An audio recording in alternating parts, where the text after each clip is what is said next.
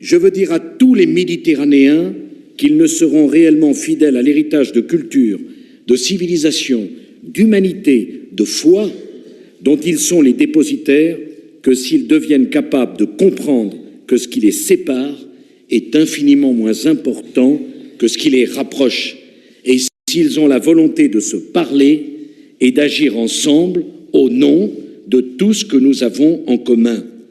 On n'a pas cessé depuis des décennies de parler de tout ce qui unit les hommes autour de la Méditerranée. On n'a pas cessé de vanter les mérites du dialogue des cultures, des civilisations et des religions.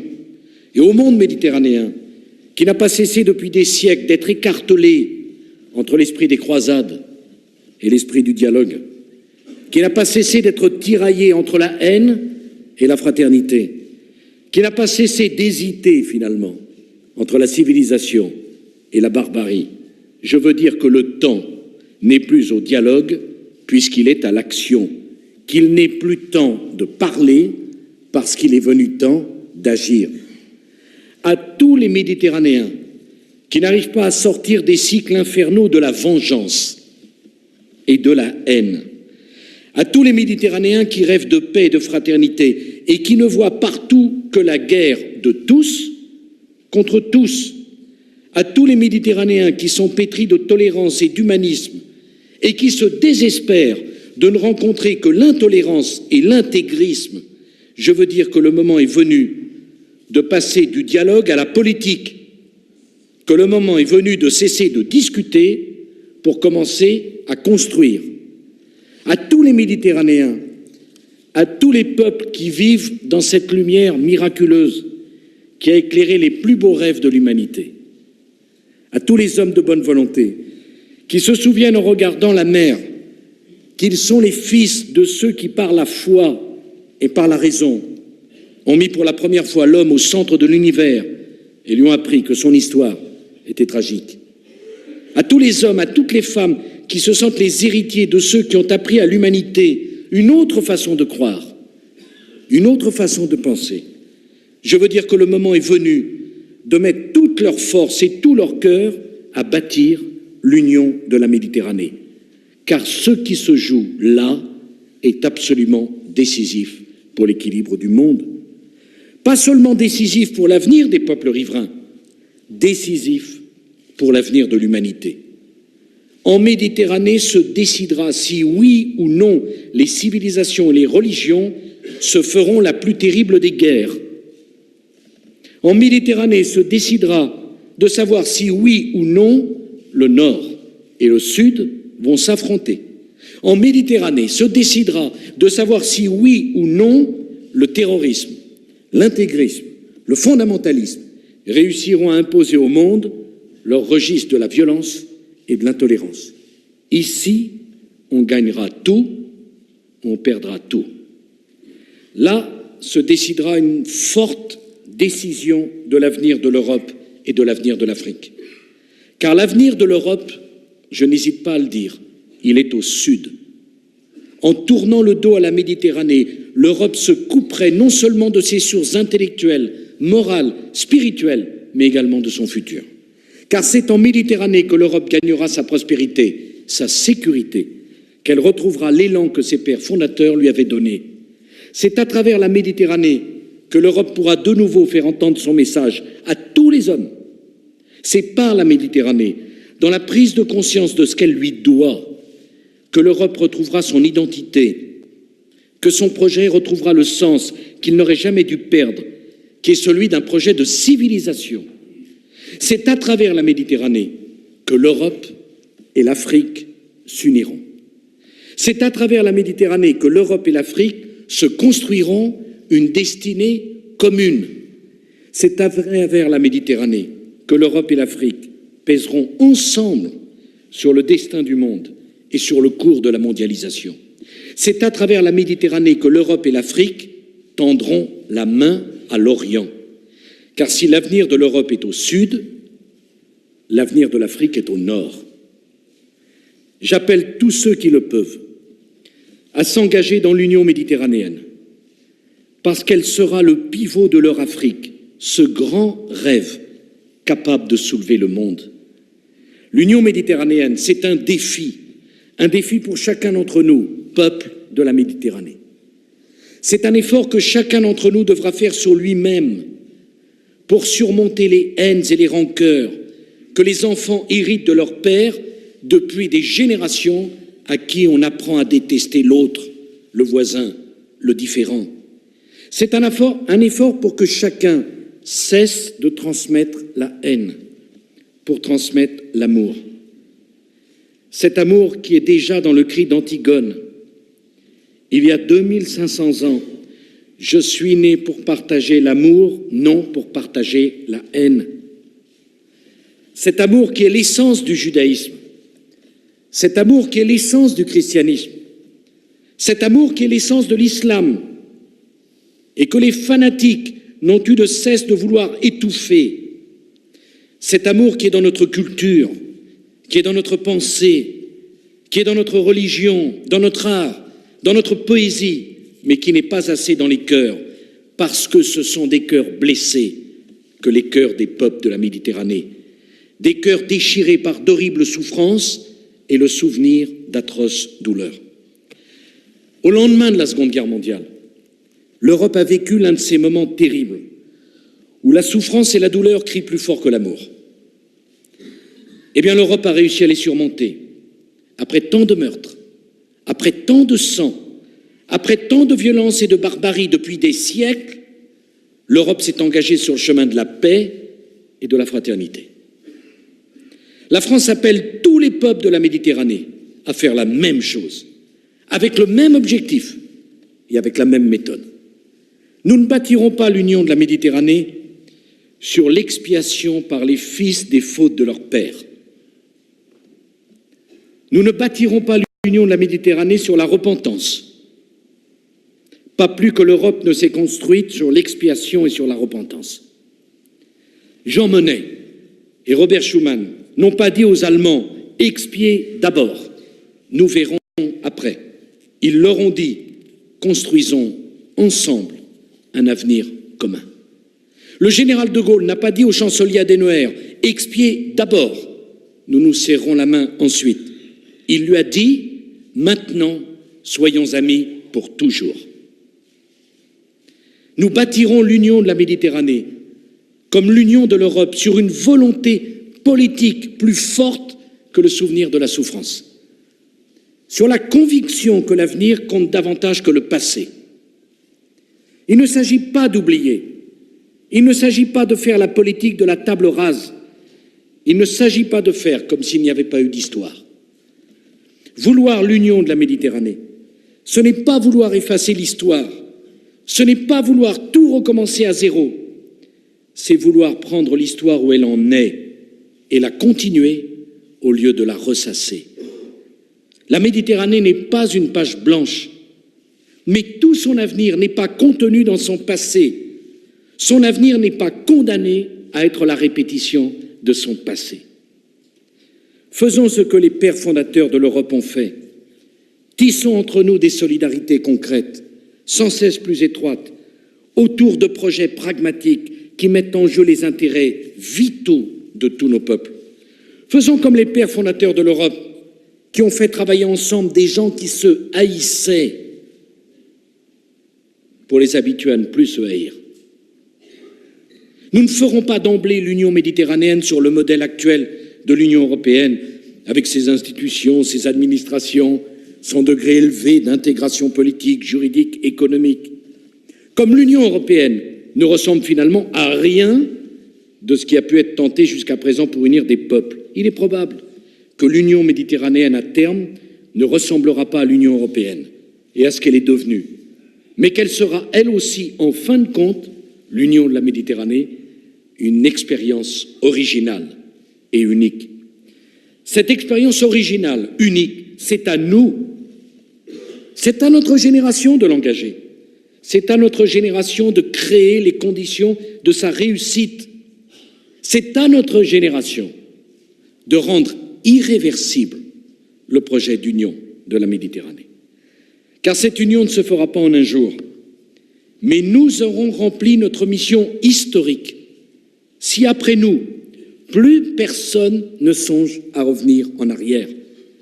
Et si tout le monde, au contraire, veut aller, à partir de ce que nous aurons fait, vers davantage d'entente, de coopération et de solidarité, c'est notre responsabilité, non seulement politique, mais morale, de faire ce pari que tant de gens, il y a peu de temps encore, jugeaient impossible, déraisonnable, et pour lesquels désormais tant de gens autour de la Méditerranée sont prêts à s'engager.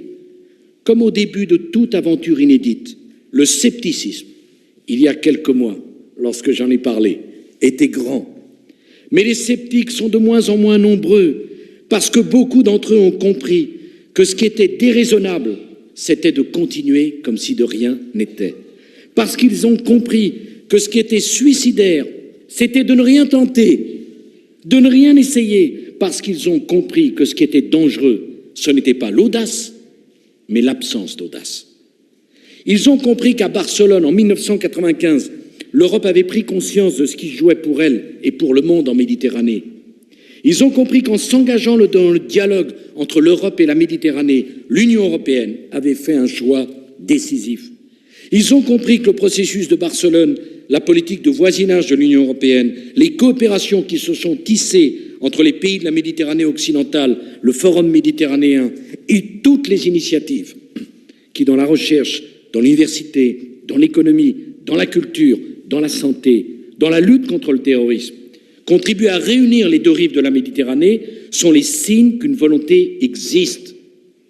Mais ils ont compris aussi que cela ne pouvait pas suffire, qu'il fallait que tout ce qui est bien engagé continue, mais qu'il était nécessaire d'aller plus loin, plus vite, qu'il fallait franchir une étape, qu'il fallait oser imaginer autre chose qui pourrait tout changer, qu'il fallait cristalliser les initiatives en cours, qu'il fallait passer à une autre échelle, à une autre vitesse pour faire basculer le destin de la Méditerranée du bon côté. C'est cela le projet de l'Union méditerranéenne, une rupture. Une rupture avec les comportements, avec des modes de pensée, avec des précautions, avec un état d'esprit qui tourne le dos à l'audace et au courage. On n'a aucune chance de changer le cours de l'histoire et de changer le monde si on ne prend pas de risques. Je n'ai pas été élu pour tourner le dos au risque. On ne fait rien ou pas assez quand on n'est pas prêt à prendre le risque d'échouer. La rupture courageuse, audacieuse, qui changerait tout, c'est que les peuples de la Méditerranée décident enfin de prendre leur destin en main, d'écrire eux-mêmes ensemble leur avenir, d'assumer collectivement une responsabilité, une solidarité que l'histoire de la longue durée et la géographie leur imposent, et de plus jamais laisser personne décider à notre place. Le pari audacieux et courageux qui aujourd'hui peut changer le destin de la Méditerranée, et à travers lui celui de l'Europe, celui de l'Afrique et celui du monde, car une partie du sort du monde se joue ici, ce pari, c'est qu'à l'appel lancé à tous les peuples de la Méditerranée, je dis bien à tous, à s'engager dans le processus historique qui les conduira vers leur unité. Ce pari, c'est que tous répondront présent. L'audace et le courage, c'est d'oser appeler tous les peuples avec la même conviction et de penser que cet appel sera plus fort que la guerre. L'audace et le courage, c'est d'oser dire aux pays riverains de la Méditerranée qu'ils ne forment pas deux blocs se faisant face de part et d'autre de la mer, mais qu'ils forment tous ensemble une communauté de destin dans laquelle chacun a sa part et que tous les peuples de la Méditerranée sont égaux en dignité, en droit et en devoir. L'audace et le courage, c'est d'oser dire à des pays qui se combattent que faire de la Méditerranée la mer la plus propre du monde est pour chacun d'eux un enjeu vital et que tous n'auront d'autre choix qu'à travailler ensemble pour atteindre cet objectif. L'union de la Méditerranée doit être pragmatique. Elle sera à géométrie variable selon les projets. Comme l'Europe avait commencé avec le charbon et l'acier, et avec le nucléaire, l'Union de la Méditerranée commencera avec le développement durable, avec l'énergie, les transports et avec l'eau. Mais au contraire de l'Europe qui les avait longtemps oubliés derrière l'économie, l'Union de la Méditerranée mettra au rang de ses priorités la culture, l'éducation, la santé, le capital humain. L'Union de la Méditerranée mettra au rang de ses priorités la lutte contre les inégalités et la justice, sans lesquelles il n'y a pas de paix possible.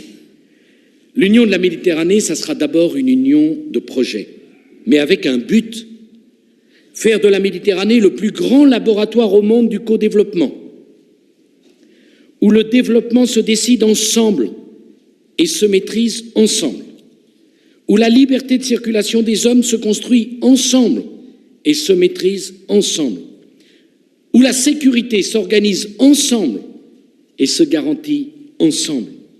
L'Union de la Méditerranée, dans l'esprit de la France, n'a pas vocation à se substituer à toutes les initiatives, à tous les projets qui existent déjà, mais elle a vocation à leur donner un élan nouveau, un souffle nouveau. Elle a vocation à faire converger vers un même but, à fédérer toutes les idées, toutes les énergies, tous les moyens. Alors l'Union de la Méditerranée, ce sera d'abord, comme l'Europe à ses débuts, une volonté politique. Celle-ci doit se traduire dans des actions, dans des stratégies, dans des objectifs communs. Elle doit s'exprimer dans un engagement des chefs d'État et de gouvernement.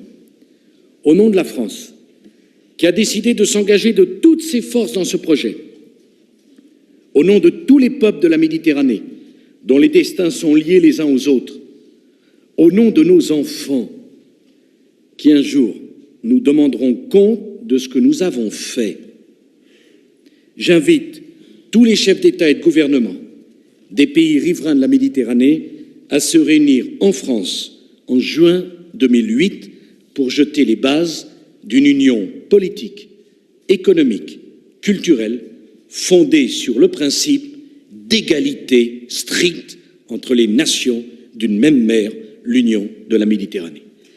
J'invite tous les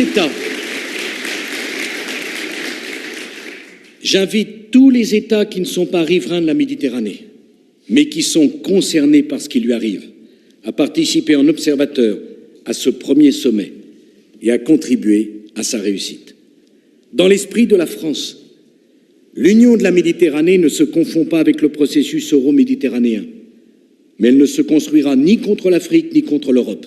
Elle se construira avec elle, avec l'Europe et avec l'Afrique. Je proposerai que la Commission européenne soit d'emblée pleinement associée à l'Union de la Méditerranée, qu'elle participe à tous ces travaux de façon à ce que les rapports entre les deux unions soient des rapports de partenariat et de complémentarité, de façon à ce que les deux unions s'épaulent et se renforcent l'une l'autre, et que progressivement, elles se forgent un seul et même destin. Dans les mois qui viennent, je consulterai tous les pays riverains de la Méditerranée sur l'ordre du jour du sommet à venir. Je leur proposerai de travailler sur une dizaine de projets concrets autour desquels pourront se nouer les coopérations à venir. Ce projet d'Union de la Méditerranée ne sera pas le projet de la France, parce que ça sera le projet de tous, élaboré par tous. Il ne réussira que si chacun s'y engage et y met une part de lui-même. D'ores et déjà nombreux sont ceux qui s'y engagent résolument. Ce projet ne peut naître que de la volonté commune, que de la réflexion partagée. Et c'est l'histoire à venir, celle que nous écrirons ensemble, nous, peuples de la Méditerranée, qui en définiront peu à peu les contours et le visage. À ceux qui voudraient que tout soit décidé par avance pour commencer à croire que cela peut réussir, je voudrais rappeler comment s'est faite l'Europe, qui est encore aujourd'hui inachevée. Je voudrais leur rappeler que l'Europe fut d'abord un acte de foi, un rêve qui passait pour fou avant de devenir une réalité. L'Union de la Méditerranée, nous la ferons si nous le voulons. La France le veut. Le Maroc le veut. Et je sais qu'au fond d'eux-mêmes, tous les peuples de la Méditerranée le veulent et qu'ils ne se laisseront pas prendre en otage par la haine, par la violence et par la détestation de l'autre. Je sais qu'au fond de chaque homme et de chaque femme qui vit sur les rives de la Méditerranée gît le souvenir et le regret d'une unité perdue depuis 15 siècles. Je sens l'enthousiasme qui monte et l'envie d'y croire qui renaît. Pendant 15 siècles, tous les projets pour ressusciter l'unité de la Méditerranée ont échoué. Comme ont échoué jadis tous les rêves d'unité européenne, parce qu'ils étaient portés par des rêves de conquête, et que les rêves de conquête se sont brisés sur le refus des peuples qui voulaient rester libres. Le projet que la France propose aujourd'hui à tous les peuples de la Méditerranée, de construire ensemble, ce n'est pas un rêve de conquête, c'est un projet porté par un rêve de paix, un rêve de liberté, un rêve de justice, un projet qui ne sera imposé à personne, parce qu'il sera voulu par chacun. Peuple de la Méditerranée, notre avenir est à nous. Ne laissons personne nous le prendre. Ne laissons personne nous voler nos rêves et nos espoirs. Peuple de la Méditerranée, nous allons montrer à tous les hommes ce que peut accomplir encore un grand rêve de civilisation, et nos enfants seront fiers de ce que nous aurons réalisé ensemble. Vive le Maroc, vive la France, vive l'Union de la Méditerranée.